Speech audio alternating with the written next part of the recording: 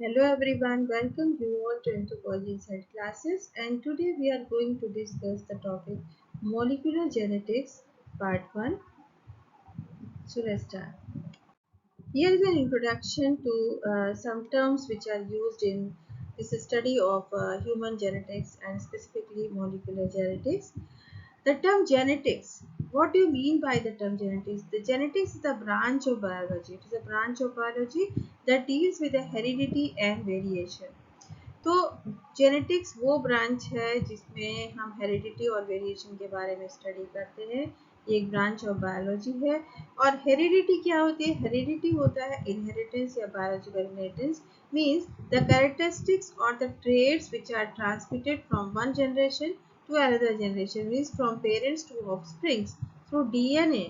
DNA means that imports the genetic information. ठीक है, तो हेरिडिटी क्या होता है? जैसे कि पेरेंट्स के जो कैरेक्टरिस्टिक्स हैं उनके बच्चों में ट्रांसफ़र होते हैं, और इसी तरह जो बच्चे हैं फिर वो नेक्स्ट जनरेशन में उनके बच्चों को, और इस तरह ये क्रम चलता रहता है। तो वो जो फैक्टर होता है जिसके थ्रू ये सारे कैरेक्टर्स ट्रांसफ़र होते हैं, जिसमें जो जेनेटिक मटेरियल होता है वो डीएनए होता है, और डीएनए के थ्रू ही सारा जो इंफॉर्मेशन है, जेनेटिक इंफॉर्मेशन, वो from parents to their offspring generation वो ट्रांसमिट होती हैं। तो इसी को हम हेरिडिटी कहते हैं। इनहेरिटेंस इनहेरिटेंस कहते हैं, means the characters are inherited from parents to their offsprings. ठीक है, और इनहेरिटेंस की बात सबसे पहले लेमार्क ने की थी। Theory of inheritance of acquired characters आप लोगों ने पढ़ा है जब हम मतलब इवोल्यूशनरी थ्योरी पढ़ रहे थे ऑर्गेनिक इवोल्यूशन की। तो उसमें सबसे पहले हमने लेमार्क की थ्योरी पढ़ी थी, और लेमार्क ने सबसे पहले theory of inheritance of acquired characters दिया था, जिसमें कि उन्होंने बताया था कि सिर्फ सोमैटो प्लाज्म जो में जो कैरेक्टरिस्टिक्स हैं वो ट्रांसमिट होते हैं, पर उन्होंने जर्म प्लास्ट कैरेक्टर्स की बात नहीं की थी कि जर्म प्लास्ट से ही मतलब कैरेक्टर्स ट्रांसमिट होंगे, ऐसा उनको नहीं पता था। उन्होंने उन कैरेक्टर्स की बात की कि जो अपने मीन्स लाइफ में जो भी कुछ नीड्स को पूरा करने के लिए हम कैरेक्टर्स को एक्वायर करते हैं वो ट्रांसमिट हो जाते हैं from one generation to another generation, और from parents to their offsprings या प्रोजेनी। ठीक है, तो लेमार की थ्योरी जो है वो theory of inheritance of acquired character, theory of use and disuse की थ्योरी उन्होंने दी थी, जिसमें कि उन्होंने जर्म प्लाज्म जो वेरिएशंस हैं, जर्म प्लाज्म कैरेक्टर्स के ट्रेड्स के बारे में बात नहीं की, जिसको वीसमान ने उनकी थ्योरी को क्रिटिसाइज किया और थ्योरी ऑफ जर्म प्लाज्म दिया। ठीक है, तो इस तरह जो है ये आई थ्योरी। तो इस तरह हम देख सकते हैं कि लेमार्क ने सिर्फ सोमैटिक कैरेक्टर्स के ट्रांसमिशन की बात की थी। उन्होंने जर्म प्लाज्म कैरेक्टर्स की बात नहीं की थी, मीन जर्म प्लाज्म के थ्रू ही only the characters which are transmitted through germ plasm that can be inherited from parents to their offsprings. लेकिन वो ये बात नहीं जानते थे कि कुछ ऐसा भी हो सकता है।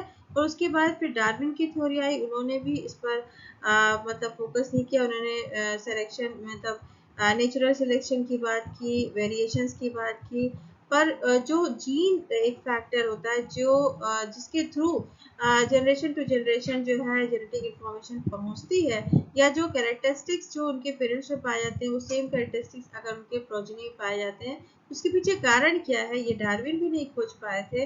तब आते हैं ग्रीगर जॉन मेंडल, और जिन्होंने जिनको हम फादर ऑफ जेनेटिक्स कहते हैं, father of genetics ग्रीगर John Mendel को कहा जाता है, क्योंकि इन्होंने ही पहली बार जीन की खोज की थी। उन्होंने अपनी जो थ्योरी थी उसमें फैक्टर वर्ड यूज किया था in place of gene. Gene की बाद में विल्हेम जोहानसन ने जीन को सबसे पहले क्वाइन किया था, लेकिन मेंडल ने ही सबसे पहले थ्योरी ऑफ इनहेरिटेंस दिया था, मीन्स लॉज ऑफ इनहेरिटेंस, जिसमें कि law of dominance and law of segregation independent assortment की थ्योरी उन्होंने दी थी, और इसीलिए उनको फादर ऑफ जेनेटिक्स कहा जाता है। पहली बार बायोलॉजी में किसी ने मैथमेटिक्स को यूज करके, स्टैटिस्टिक्स को यूज करके इस तरह मतलब ये कोशिश की समझाने की कि कैसे एक फैक्टर के थ्रू कैसे genetic information from their parents to their offspring कैसे वो ट्रांसमिट होती है, इनहेरिटेड होती है from one generation to another generation.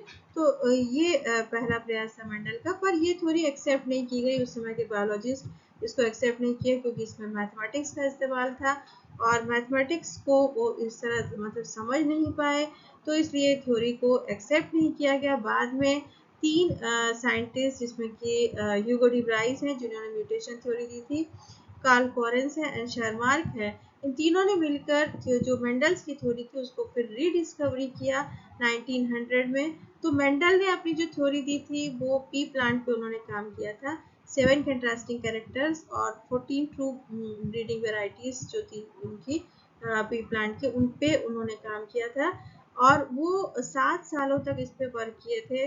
1956 से 1963 तक उन्होंने ये दिया था और उसके बाद 1963 में उनकी थ्योरी ऑफ इनहेरिटेंस आती है, लॉज ऑफ इनहेरिटेंस जिसको कहते हैं। मेंडेलियन जेनेटिक्स कह सकते हैं आपको, जो क्लासिकल जेनेटिक्स है। जेनेटिक्स के कई जो है टाइप्स हैं या हम कह सकते हैं डिविजन्स हैं, जिसमें कि क्लासिकल जेनेटिक्स जिसको मेंडेलियन जेनेटिक्स कहते हैं और वहीं से जेनेटिक्स की स्टडी की शुरुआत मानी जाती है और इसीलिए हम फादर ऑफ जेनेटिक्स कहते हैं ग्रेगर जॉन मेंडल को। तो मेंडेलियन जेनेटिक्स, देन साइटोजेनेटिक्स आई जिसमें कि हम क्रोमोसोम्स, उनके स्ट्रक्चर, जीन स्ट्रक्चर, देन उनमें कुछ वेरिएशंस होते हैं, क्रोमोसोमल एबरेशंस होते हैं और म्यूटेशंस, इन सब की बात करते हैं। देन मॉलिकुलर जेनेटिक्स आता है जिसमें कि हम डीएनए, आरएनए और उसके फंक्शंस और उनसे उनमें कोई स्ट्रक्चर में वेरिएशन आता है तो उसमें होने वाले डिजीजेस या उनका रोल इन जेनेटिक मतलब ये डीएनए फिंगरप्रिंटिंग और इसमें जो फॉरेंसिक साइंस में क्या उनका रोल है, ये सारा कुछ हम स्टडी करते हैं। तो इस तरह वेरियस ब्रांचेस हैं जेनेटिक्स की, इसको हम वन बाय वन स्टडी करते हैं। देन यहाँ पर हम मॉलिकुलर जेनेटिक्स की स्पेसिफिकली बात करने जा रहे हैं। तो हेरिडिटी आप समझ गए होंगे कि heredity is the transmission of characteristics from parents to their offsprings and Mendel was the father of genetics. तो जेनेटिक्स क्या है? Genetics the study of heredity and variation, और हेरिडिटी क्या है? Transmission of characteristic from one generation to another generation, means parents से offspring. तो अगर आपके पेरेंट्स से आपको कुछ फीचर्स मैच करते हैं, अगर उनके बालों का कलर आपसे सेम है या उनके हाथ या पैर के स्ट्रक्चर्स आपसे सिमिलर होते हैं, आई कलर सिमिलर होता है, हेयर कलर सिमिलर होता है, या चेहरे के आपके नोज या आईज या ईयर मतलब कुछ स्ट्रक्चर सिमिलैरिटी पाई जाती है, इसका मीन्स ये कहाँ से ट्रांसमिट हुआ है? Through genes.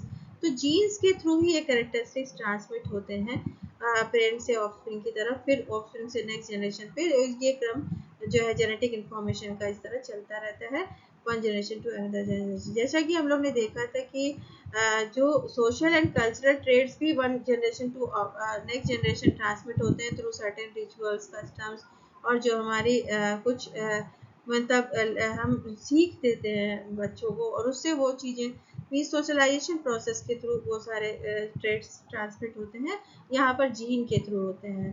तो बायोलॉजी में हम देखते हैं कि जेनेटिक्स एक वेरी इम्पोर्टेंट जो है मीन्स ब्रांच है बायोलॉजी की, जिसमें कि हम जेनेटिक जीन्स के बारे में स्टडी करते हैं और कैसे कैसे इवोल्यूशन हुआ। हम मानते हैं कि हमारे अंदर जो जीन्स हैं वो मैच करते हैं ये निएंडरथल से, डेनिसोवा से, मीन्स हम होमो सेपियंस है, फिर हमारे अंदर उनके भी जीन्स हैं।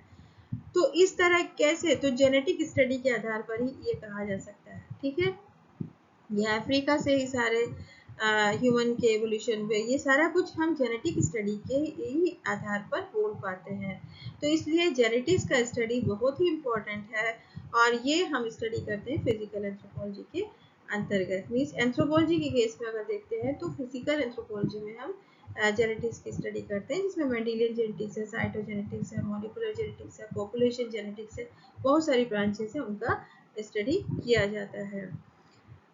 तो इस तरह हेरिडिटी हो गया और वेरिएशन आता है म्यूटेशन के थ्रू। मीन्स जो जो हमारा डीएनए सीक्वेंसिंग है उसमें थोड़ा सा भी चेंज आ जाता है, जीन में म्यूटेशन आ जाता है, उनके स्ट्रक्चर में डिलीशन या एडिशन हो जाता है, इंसर्शन हो जाता है, तो उससे उनका जो एक्चुअल स्ट्रक्चर है वो चेंज हो जाता है और उससे जो मतलब अमीनो एसिड से जो प्रोटीन बनता है वो एक उसका फॉर्म चेंज हो जाता है, उसका स्ट्रक्चर चेंज हो जाता है और जिससे कि जो ह्यूमन है उसके क्रोमोसोमल जो स्ट्रक्चर उसमें चेंज आने की वजह से तमाम डिसीजेज हो जाती हैं और उन्हीं को हम स्टडी करते हैं जेनेटिक्स में।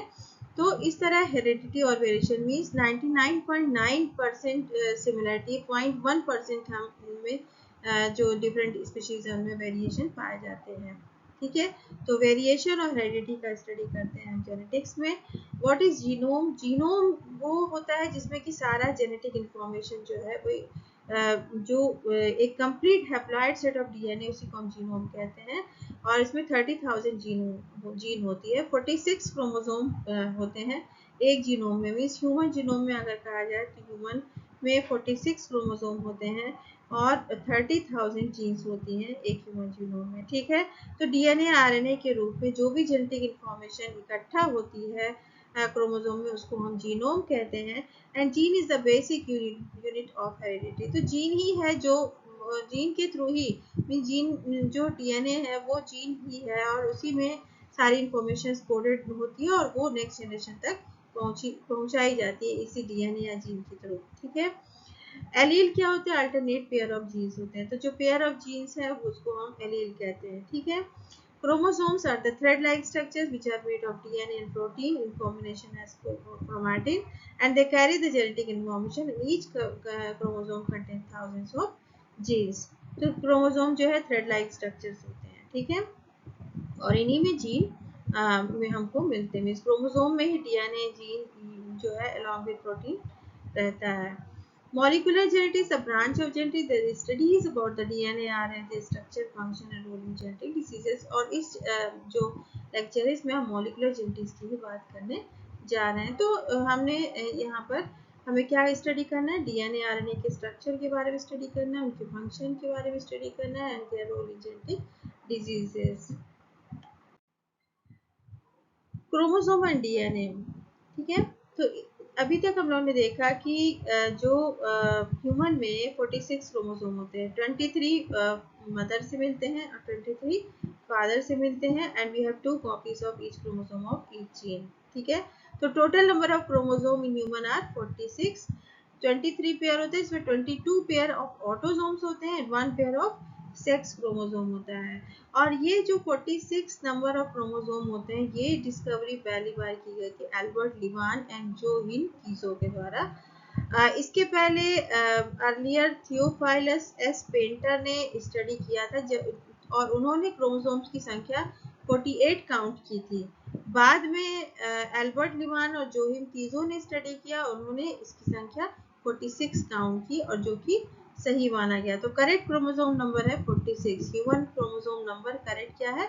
46 है, जिसमें 22 पेयर ऑफ ऑटोसोम्स होते हैं, 1 पेयर ऑफ सेक्स क्रोमोसोम होता है। तो हम कह सकते हैं कि 23 पेयर ऑफ क्रोमोसोम्स हैं। 23 पेयर ऑफ क्रोमोसोम्स में 22 पेयर जो हैं ऑटोसोम्स के हैं और 1 पेयर है सेक्स क्रोमोसोम का। और इन 23 पेयर्स ऑफ क्रोमोसोम में 23 हमको मदर से मिलते हैं और 23 फादर से मिलते हैं। तो इस तरह हर ह्यूमन बीइंग में 46 क्रोमोसोम होते हैं। ठीक है, अब इन 46 क्रोमोसोम में 6 बिलियन न्यूक्लियोटाइड्स होती है। 6 बिलियन न्यूक्लियोटाइड्स होती है, that is 3 billion base pairs. ठीक है, तो प्यूरिन और पिरिमिडीन जो मिलकर बेस पेयर्स बनाते हैं वो 3 बिलियन बेस पेयर्स होते हैं। तो 6 बिलियन न्यूक्लियोटाइड्स होती हैं, 3 बिलियन बेस पेयर्स होते हैं। न्यूक्लियोटाइड क्या होता है?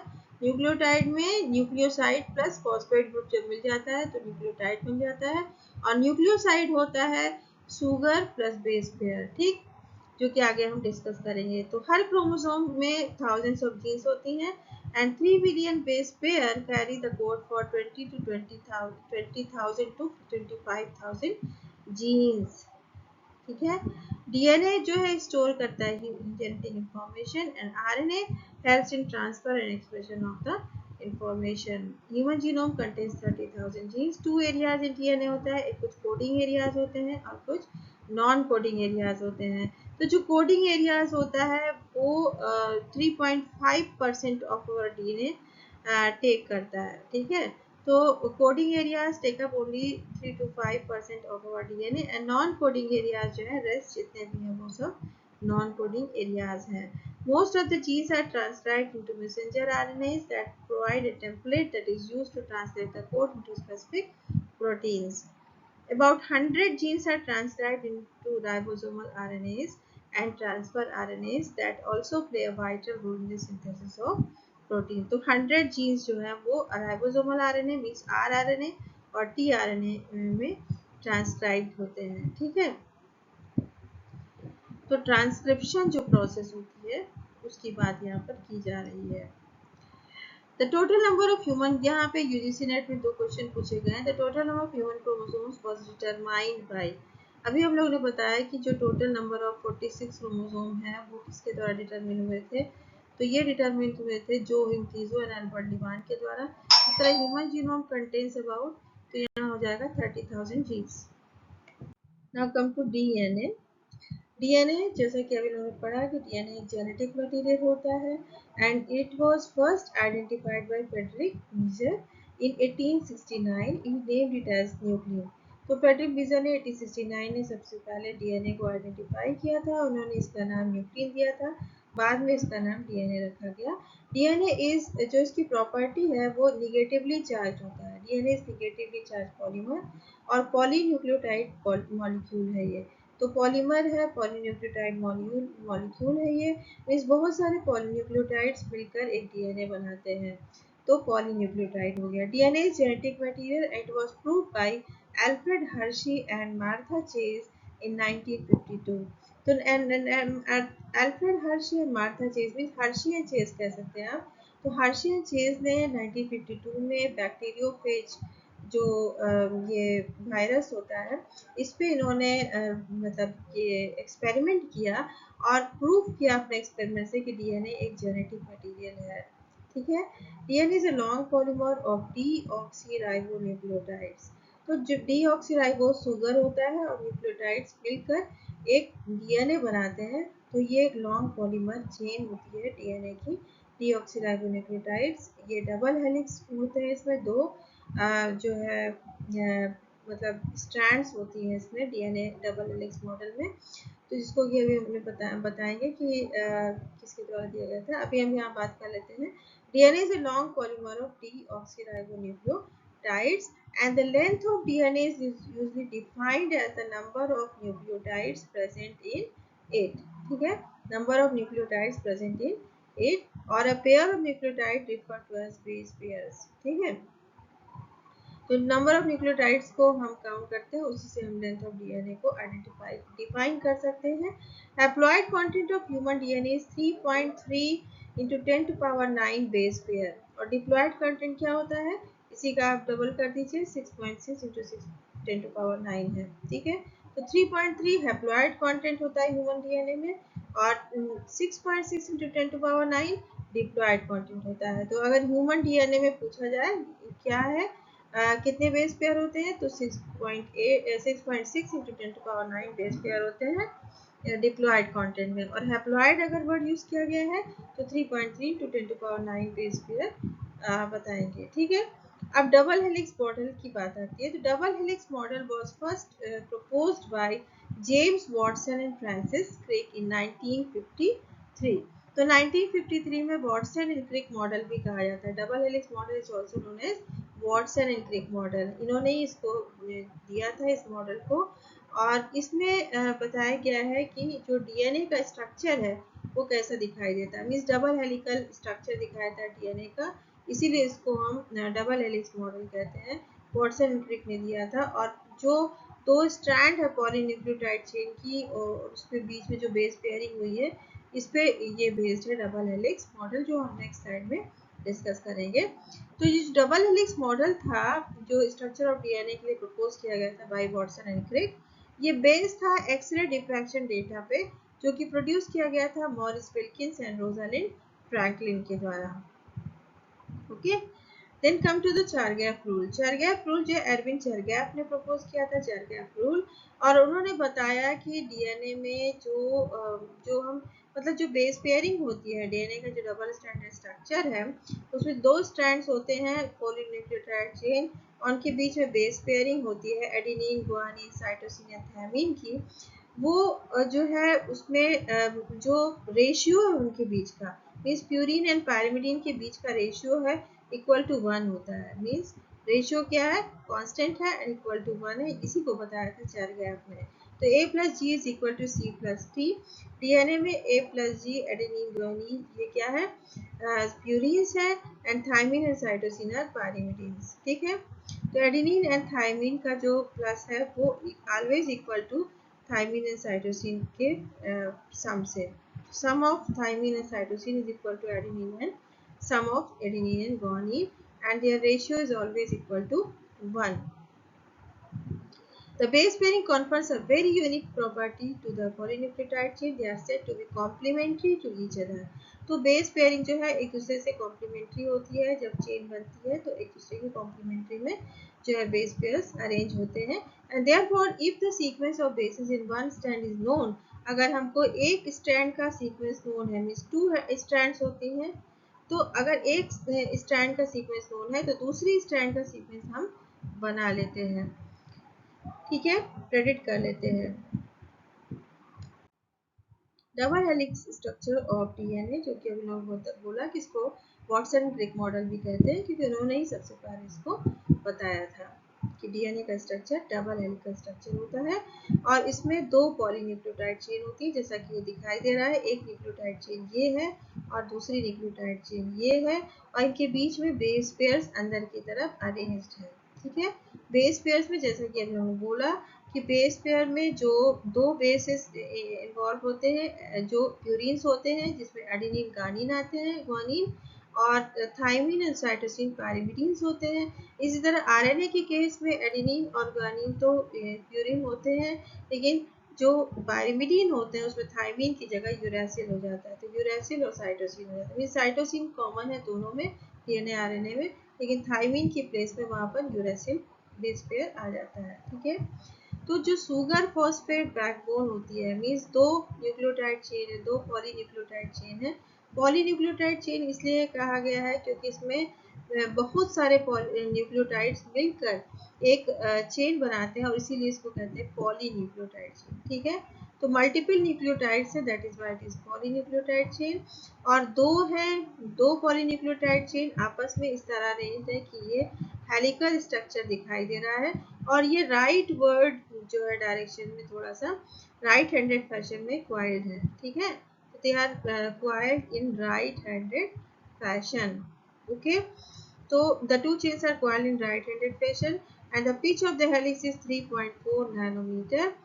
और जो डिस्टेंस है between a base pair in a helix approximately 0.34 nanometer. तो बेस पेयर्स के बीच का डिस्टेंस क्या है, 0.34 नैनोमीटर है। ओके, और ये जो बेस पेयर्स है वो आपस में हाइड्रोजन बॉन्ड से जुड़े हुए हैं। बेस पेयर्स आपस में किससे जुड़े हुए हैं, हाइड्रोजन बॉन्ड से जुड़े हुए हैं। और जो सुगर फॉस्फेट बैकबोन में जो सुगर बेस पेयर के बीच में जो बॉन्ड है वो है ग्लाइकोसिडिक बॉन्ड, और सुगर फॉस्फेट के बीच में जो बॉन्ड है दो फॉस्फेट ग्रुप के बीच में, वो फॉस्फोडाइएस्टर बॉन्ड है। ठीक है, और एक फॉस्फेट और शुगर के बीच में फॉस्फोईस्टर बॉन्ड होता है। तो phosphoester bond, phosphodiester bond, glycosidic bond, and between the base pair it is hydrogen bond. ठीक है, तो ये सारे बॉन्ड्स आप पढ़ सकते हैं इसमें। तो दो चेन्स जो है वो एंटी पैरेलल पोलैरिटी में होती हैं, means two chains have anti parallel polarity, और it means that if one chain has 5:3, अगर 5:3 का चेन है, ये यहाँ पे 5 डैश है और यहाँ पर 3 है, तो ये इसके जस्ट एंटी पैरेलल में, मीन्स यहाँ पे 5:3 नहीं होगा, ये 3:2 हो जाएगा, और 3:5 में चलेगा, तो यहाँ पर 5 हो जाएगा। तो इसके वन एंड में 3 डैश हो जाएगा, यहाँ पे 5 डैश, और यहाँ पे 5 डैश है तो यहाँ पे 3 डैश होगा। इसी को कहते हैं एंटी पैरेलल पोलैरिटी। ठीक है, to chains have anti parallel polarity, and it is made of two polynucleotide chain जैसा कि दिखाई दे रहा है, and the bases in two strands are paired through hydrogen bond, जैसा कि हमने बोला कि एडेनिन और थायमिन के बीच में जो है तीन डबल बॉन्ड होंगे, तीन हाइड्रोजन बॉन्ड्स होंगे, और हाँ ठीक है, और ग्वानिन और साइटोसिन के बीच में तीन होंगे, एडेनिन थायमिन के बीच में दो होंगे। ओके, ग्वानिन साइटोसिन के बीच में तीन होंगे। तो guanine is bonded with cytosine with 3। Guanine and cytosine ये जो दो बेस पेयर है इनके बीच में 3 हाइड्रोजन बॉन्ड्स होते हैं और एडेनिन थायमिन के बीच में 2 हाइड्रोजन बॉन्ड्स होते हैं। तो ये सारा कुछ आपको ध्यान रखना है कि 2 हाइड्रोजन बॉन्ड होते हैं एडेनिन और थियामिन के बीच में और ग्वानिन एंड साइटोसिन के बीच में होते हैं 3 hydrogen bonds and two chains are coiled in a right-handed direction, and the plane of one base pair stacks over the another in a double helix. Thus, in addition to H bonds, confer the stability of the helical structure. तो ये जो double helix model है DNA का, ये DNA जो होता है वो हाईली स्टेबल होता है। अब लेंथ जो है डीएनए डबल हेलिक्स की इन टिपिकल मेम्ब्रेन से वो होती है 2.2 मीटर। 2.2 मीटर होती है जिसको कि कैलकुलेट किया जाता है by multiplying the total number of base pair, that is 6.6 into 10 to power 9 base pair, and with the distance between the two consecutive base pair, और दो consecutive base pair के बीच का distance होता है 0.34 into 10 to power 9 10 to power minus 9 metre by base pair होता है। ठीक है, तो ये जो है इसको मल्टीप्लाई करते हैं तो हमारा जो वैल्यू आता है दैट इज 2.2 मीटर। तो आप याद कर सकते हैं कि लेंथ ऑफ डीएनए हेलिक्स जो है वो क्या है, डीएनए डबल हेलिक्स की जो लेंथ है इन मतलब typical membrane cell it is 2.2 metre. और इसको कैसे हम मतलब कैलकुलेट करते हैं बाय मल्टीप्लाइंग द 6 जो total number of base pair है, ठीक है, ये with the distance between the two consecutive base pair. Okay, तो यहाँ पर आप देख सकते हैं ये इमेज है ये double helical model of DNA की, जिसमें कि सुगर फॉस्फेट बैकबोन है। सुगर और फॉस्फेट से ही बैकबोन बनती है। ये क्वेश्चन पूछा जा सकता है कि अगर सुगर बेस पेयर को अगर हम करते हैं 4 ऑप्शन में, sugar base pair, sugar phosphate, phosphate base pair और नन ऑफ द अबव, तो आपको क्या करना है, सुगर फॉस्फेट बैकबोन। ओके, और यहाँ पे एंटी पैरेलल डायरेक्शन में मतलब ये कॉइल्ड होते हैं, मींस 3:5 है तो ये 5:3 होगा दूसरा स्टैंड। और अगर एक स्टैंड के बेस पेयर्स का जो वो है पोजीशन वो हम जान जाते हैं तो दूसरे स्टैंड को हम प्रेडिक्ट कर सकते हैं। जैसे कि यहाँ पे थियामीन है तो थायमीन के साथ एडेनिन होगा, साइटोसिन है तो यहाँ ग्वानिन होगा, एडेनिन है तो थायमीन होगा, थायमीन है तो एडेनिन होगा। तो कॉम्प्लीमेंट्री बैंड्स हम बनाते हैं। ठीक है, तो सेकेंड पहली बैंड का अगर हमको पता है बेस पेयर के बारे में तो दूसरी बैंड की जो दूसरा पॉलीन्यूक्लियोटाइड चेन है उसके हम बेस पेयर्स को प्रेडिक्ट कर सकते हैं, जैसा कि यहाँ दिख रहा है। और साइटोसिन ग्वानिन के बीच में 3 हाइड्रोजन बॉन्ड दिख रहे हैं, जबकि थायमिन एडेनिन के बीच में 2 हाइड्रोजन बॉन्ड दिख रहे हैं, जो कि अभी उन्होंने डिस्कस किया था। तो इस तरह आप देख सकते हैं सुगर फॉस्फेट बैकबोन है। और न्यूक्लियोटाइड क्या होता है, न्यूक्लियोसाइड क्या होता है, ठीक है। तो न्यूक्लियोसाइड होता है जब सुगर और ये बेस पेयर मिलते हैं तो क्या होता है न्यूक्लियोसाइड। और इस न्यूक्लियोसाइड में जब फॉस्फेट जुड़ जाता है तो ये बन जाता है न्यूक्लियोटाइड। ठीक है, तो न्यूक्लियोटाइड बन जाता है। यही सेम स्ट्रक्चर यहाँ पर भी है, सुगर फॉस्फेट और नाइट्रोजनस बेसिस मिलकर क्या बनाती है, एक न्यूक्लियोटाइड, एक न्यूक्लियोटाइड बनाते हैं। तो सुगर फॉस्फेट और बेस पेयर जो नाइट्रोजनस बेस है, ठीक, वो मिलकर एक न्यूक्लियोटाइड बनाते हैं। और ऐसे कई न्यूक्लियोटाइड्स मिलकर एक चेन बनाते हैं, इसीलिए इसको कहते हैं पॉलीन्यूक्लियोटाइड चेन। अब ऐसी एक चेन है पॉलीन्यूक्लियोटाइड की, फिर उसके ऊपर एक मतलब एक चेन है, उसकी कॉम्प्लीमेंट्री एक दूसरी चेन है, और ये दोनों डबल हेलिकल मॉडल में जो है क्वाइल्ड रहते हैं इस तरह राइट हैंडेड डायरेक्शन में। इसी को हम कहते हैं double helix model of DNA. Okay, यहाँ पर भी आपको डबल हेलिक्स मॉडल डीएनए दिखाई दे रहा है। अब न्यूक्लियोसोम क्या होता है, तो न्यूक्लियोसोम जो है एक ऐसा स्ट्रक्चर होता है जिसमें कि जैसा कि हम लोगों ने पढ़ा था पहले ही कि डीएनए क्या होता है, निगेटिवली चार्ज होता है। और ये निगेटिवली चार्ज डीएनए एक हिस्टोन प्रोटीन होता है जो कि पॉजिटिवली चार्ज होता है, उसके चारों ओर कॉइल्ड हो जाता है, रैप्ड हो जाता है। और इस तरह रैप्ड हो जाता है कि एक स्ट्रक्चर बनता है जिसको हम कहते हैं न्यूक्लियोसोम। तो हिस्टोन ऑक्टामर होता है, 8 मॉलिक्यूल से मिलकर बनता है। और ये पॉजिटिवली चार्ज प्रोटीन जिसके चारों ओर निगेटिवली चार्ज डीएनए रैप कर जाता है, इसी स्ट्रक्चर को हम न्यूक्लियोसोम बोलते हैं। और एक टिपिकल न्यूक्लियोसोम में 200 बेस पेयर्स होते हैं डीएनए हेलिक्स के। A typical nucleosome contains 200 base pair of DNA helix. Then here is difference between RNA and DNA. जैसा कि स्ट्रक्चर आप देख सकते हैं, ये RNA का स्ट्रक्चर है। RNA सिंगल स्टैंडर्ड होता है जबकि DNA डबल स्टैंडर्ड होता है। ठीक है, पहला तो यही डिफरेंस है कि RNA single standard, DNA double standard. Nucleotide base पर यहाँ पर भी होते हैं, सुगर फॉस्फेट बैकबोन यहाँ पर भी होती है, पर सुगर फॉस्फेट जो सुगर है यहाँ पे राइबोज सुगर है और यहाँ पे डीऑक्सीराइबोज सुगर है। ठीक है, यही बेसिक अंतर होता है कि यहाँ पर जो न्यूक्लियोटाइड चेन्स है, दो पॉलीन्यूक्लियोटाइड चेन्स, उसमें पॉलीन्यूक्लियोटाइड चेन में जो सुगर फॉस्फेट बैकबोन है उसमें यहाँ पे डीऑक्सीराइबोज सुगर है, जबकि आरएनए के केस में राइबोज सुगर है। तो इसीलिए जो बैकबोन है वो राइबोज फॉस्फेट बैकबोन है, जिसमें कि बेस पेयर्स अंदर की तरफ जुड़े हुए हैं। तो राइबोज फॉस्फेट बैकबोन हो गई जिसमें कि बेस पेयर्स अटैच्ड है और इस तरह एक आरएनए का स्ट्रक्चर आपको दिखाई दे रहा है। तो sugar phosphate along with the base pair make nucleotides. और यहाँ पर न्यूक्लियोटाइड्स में जो पायरिमिडीन है, पायरिमिडीन में आपको थायमिन की जगह यूरासिल मिलेगा, जबकि जो डीएनए है उसमें आपको थायमिन मिलता है पायरिमिडीन में।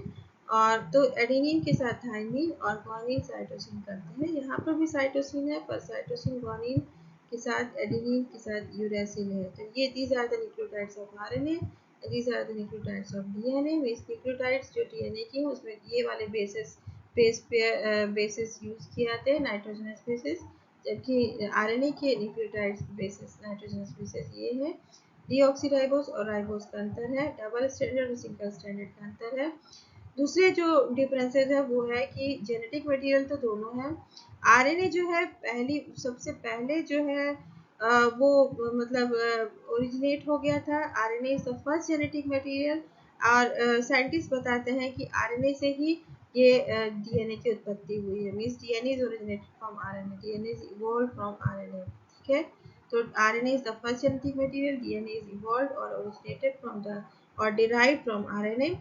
एंड जो DNA है वो बेटर जेनेटिक मटेरियल बिकॉज ये ज़्यादा स्टेबल है, हाईली स्टेबल है, that is why it is better genetic material than in comparison to RNA। RNA कुछ बैक्टीरियोफेज वायरस और ये टोबैकोमोजाइक वायरस में पाया जाता है।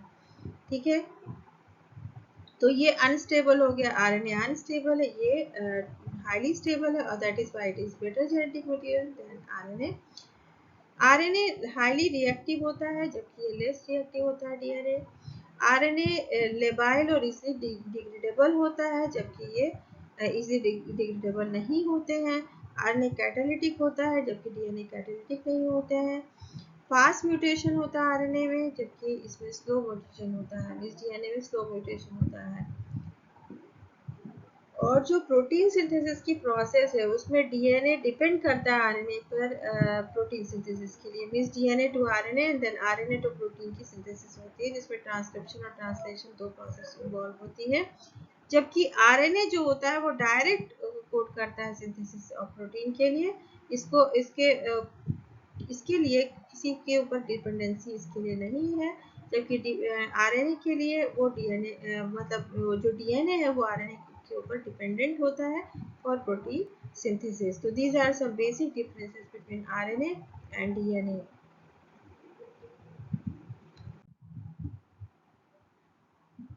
What is central dogma? तो सेंट्रल डोगमा वही जो प्रोसेस है जिसमें कि ट्रांसक्रिप्शन और ट्रांसलेशन दो प्रोसेसेस इन्वॉल्व है। इसी को मीन्स जो प्रोटीन सिंथेसिस में दो प्रोसेस इन्वॉल्व है फ्रॉम डीएनए टू प्रोटीन, इसी पूरी जर्नी को हम सेंट्रल डोगमा कहते हैं। And this central dogma was proposed by Francis Crick. तो जो वॉटसन एंड क्रिक जो मॉडल उन्होंने दिया था double helical structure of DNA, उसी में जो फ्रांसिस क्रिक थे उन्होंने सेंट्रल डोगमा को प्रपोज किया था और उन्होंने बताया था कि जो जेनेटिक इंफॉर्मेशन है वो डीएनए से आरएनए और आरएनए से प्रोटीन को ट्रांसफर होती है, मींस वो फ्लो करती है। Genetic information flows from DNA to RNA, mRNA and then mRNA to protein. और ये कैसे होता है, पहला प्रोसेस है और डीएनए रेप्लिकेट भी करता है। ठीक है, तो डीएनए रेप्लिकेट करता है, ये भी दिया था उन्होंने, वॉटसन क्रिक ने, डीएनए का semi conservative model of DNA replication. तो अभी हम इसकी बात करें ट्रांसक्रिप्शन की। ट्रांसक्रिप्शन क्या होता है, जो डीएनए है वो कन्वर्ट होता है एमआरएनए में, उसी को हम ट्रांसक्रिप्शन कहते हैं। तो डीएनए की दो डबल स्टैंडर्ड डीएनए होता है, वो जो है वो आरएनए पॉलीमरेज एंजाइम के द्वारा इसको दो जो स्ट्रैंड्स हैं वो एक दूसरे से दूर हो जाते हैं जब आरएनए पॉलीमरेज एंजाइम यहाँ यूज किया जाता है, और जिससे कि जो स्ट्रैंड है, जो कोडिंग स्ट्रैंड है, उसके से कॉम्प्लीमेंट्री स्ट्रैंड आरएनए की बन जाती है, तो एमआरएनए का फॉर्मेशन हो जाता है। और यही एमआरएनए जो है फिर प्रोटीन सिंथेसिस में हेल्प करता है, क्योंकि इसका ये जो सीक्वेंस है एमआरएनए में बेस पेयर्स का, इसी को ट्रांसलेट किया जाता है और उससे प्रोटीन की सिंथेसिस होती है, मींस अमीनो एसिड्स बनते हैं, amino acids lead to the protein synthesis. Okay, इसी को सेंट्रल डोग्मा कहते हैं।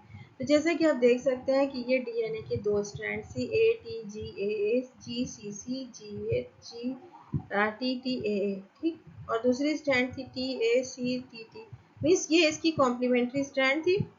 जब दो स्ट्रैंड डीएनए की दूर हो गई बाई आरएनए पॉलीमरेज एंजाइम, तो यहाँ पर आरएनए की एमआरएनए की सिंथेसिस हो रही है।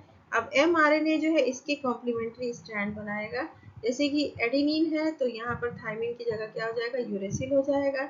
अब थायमिन के साथ फिर यहाँ एडेनिन आ जाएगा, गानिन है तो यहाँ साइटोसिन हो जाएगा, फिर एडेनिन है तो एडेनिन के साथ यहाँ थायमिन होना चाहिए, लेकिन यहाँ पे यूरेसिल होगा क्योंकि एमआरएनए है। फिर यहाँ ग्वानिन के साथ साइटोसिन, साइटोसिन की जगह यहाँ ग्वानिन, ग्वानिन है तो साइटोसिन, एडेनिन है तो यूरेसिल, ग्वानिन है तो साइटोसिन, थायमिन है तो एडेनिन, एडेनिन फिर थायमिन, एडेनिन, देन एडेनिन है तो यूरेसिल।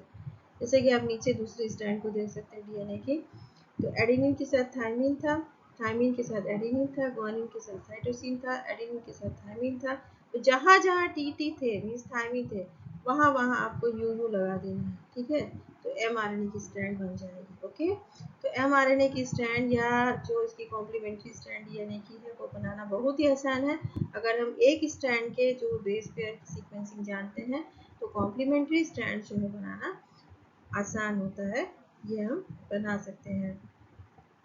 तो इस तरह बेस पेयरिंग होती है, ए से यू की, टी से ए की, जी से सी की, ये तो आरएनए हो गया, और इस तरह ये डीएनए की भी दो स्ट्रैंड्स हैं, ठीक है, एडेनिन टू थायमिन, थायमिन से एडेनिन, ग्वानिन से साइटोसिन। ओके, तो ये क्या हो गया, क्योंकि यहाँ पर एमआरएनए हमको मिल रहा है इसलिए इसको कहते हैं प्रोसेस ऑफ ट्रांसक्रिप्शन। और कई बार ऐसा होता है कि कुछ वायरसेस में ये प्रोसेस उल्टी हो जाती है, मीन्स एमआरएनए से हम डीएनए की तरफ जो इंफॉर्मेशन हमारा जाता है, फ्लो जो है इंफॉर्मेशन का, वो रिवर्स हो जाता है, फ्रॉम एमआरएनए टू डीएनए जाता है, जिसको हम रिवर्स ट्रांसक्रिप्शन कहते हैं। ओके, इसको रिवर्स ट्रांसक्रिप्शन कहते हैं। पूछा सकता है कि इस प्रोसेस का क्या नाम है जिसमें कि एमआरएनए से डीएनए की तरफ फ्लो हो रहा है जेनेटिक इंफॉर्मेशन का, तो उसको कहेंगे रिवर्स ट्रांसक्रिप्शन, और ये कुछ वायरसेस में होता है। तो ये हो गया ट्रांसक्रिप्शन। अब ट्रांसक्रिप्शन के बाद सेंट्रल डोग्मा में दूसरी प्रोसेस है ट्रांसलेशन, जिसमें कि एमआरएनए से हमको प्रोटीन बनाना है। तो एमआरएनए में जो ये होगा, अभी जो बेसिस है यूएसी। अब जेनेटिक कोड में क्या होता है, जो कोडॉन्स होते हैं तीन तीन में डिवाइड कर दिए जाते हैं, और उस पर एक एक अमीनो एसिड बनता है तीन तीन कोडॉन से। तो यूएसी एक कोडॉन हो गया, देन यूयूसी हो गया, जीजीसी हो गया, यूसीए हो गया, और एयूयू हो गया। इन सब से एक एक अमीनो एसिड बनेगी, और ये अमीनो एसिड की चेन एक प्रोटीन की सिंथेसिस करेगी, ठीक है। तो इस तरह देखिए यहाँ पर अमीनो एसिड आपस में जुड़कर प्रोटीन बना देते हैं। तो यहाँ पर जो भी इसके बेस पेयर्स थे वो तीन तीन के कोडॉन्स में हम लोगों ने डिवाइड किया, और उससे अमीनो एसिड्स बने, और वही अमीनो एसिड्स जुड़कर आपस में प्रोटीन की सिंथेसिस करते हैं। तो ये पूरी प्रोसेस हो गई सेंट्रल डोग्मा, इसको कहते हैं ट्रांसक्रिप्शन एंड ट्रांसलेशन। तो यहाँ पर मतलब इस कोड को हम लोगों ने एक लैंग्वेज में ट्रांसलेट किया, और क्योंकि यहाँ पे ट्रांसलेट किया जा रहा है एक अमीनो एसिड के फॉर्म में, इसीलिए इसको हम कहते हैं ट्रांसलेशन, जैसे कि यहाँ पे आप देख सकते हैं UGG, अब ये कोडॉन है UGG, ये ट्रिपलेट कोडॉन्स होते हैं, ठीक है, यू है, इस तरह GGC का एक कोडॉन हो गया, UCA का है, इनके नाम अमीनो एसिड के, जैसे इस कोडॉन से कौन सी अमीनो एसिड बनी, ट्रिप्सिन है, इसी तरह फिनिन है, ग्लाइसिन है, सीरीन है, ये सारे क्या है अमीनो एसिड्स है, और ये amino acid chain together form है प्रोटीन, ठीक है, तो these are amino acids which together form protein. इसी प्रोसेस को हम ट्रांसलेशन कहते हैं, mRNA से प्रोटीन की ये जो सिंथेसिस हो रही है इसी को ट्रांसलेशन कहते हैं। तो क्योंकि ट्रांसलेट हो रही है, यहाँ पर UGG को हम ट्रांसलेट करके एक अमीनो एसिड के फॉर्म में लिख रहे हैं, इसी तरह UUU को ट्रांसलेट करके हम फिनीन बना रहे हैं, फिर ग्लाइसिन हो रहा है, फिर सीरीन हो रहा है, और ये आपस में जुड़कर प्रोटीन सिंथेसिस कर रही हैं, इसी को हम ट्रांसलेशन प्रोसेस कहते हैं। तो ये ट्रांसक्रिप्शन प्रोसेस हो गई, जिसमें DNA स्ट्रैंड टेम्पलेट से हमने RNA की स्ट्रैंड डेवलप की, और फिर mRNA से प्रोटीन की सिंथेसिस होती है, जिसमें कि बहुत सारे अमीनो एसिड्स आपस में मिलकर एक प्रोटीन बनाते हैं। तो इस तरह आप देख सकते हैं ट्रांसक्रिप्शन एंड ट्रांसलेशन प्रोसेस किस तरह प्रोटीन सिंथेसिस में इन्वॉल्व होती है। तो ये DNA मॉलिक्यूल है, जीन 1, जीन 2 एंड जीन 3, ठीक है, और यहीं से एक स्ट्रैंड लेकर हम देखते हैं कैसे ये प्रोसेस इन्वॉल्व होती है इन protein synthesis, and this total जो ये पूरा सीक्वेंस है इसी को हम सेंट्रल डोग्मा कहते हैं, from DNA to mRNA and mRNA to protein. Okay, so this was all about today's lecture. Meet you in next class. Thank you very much.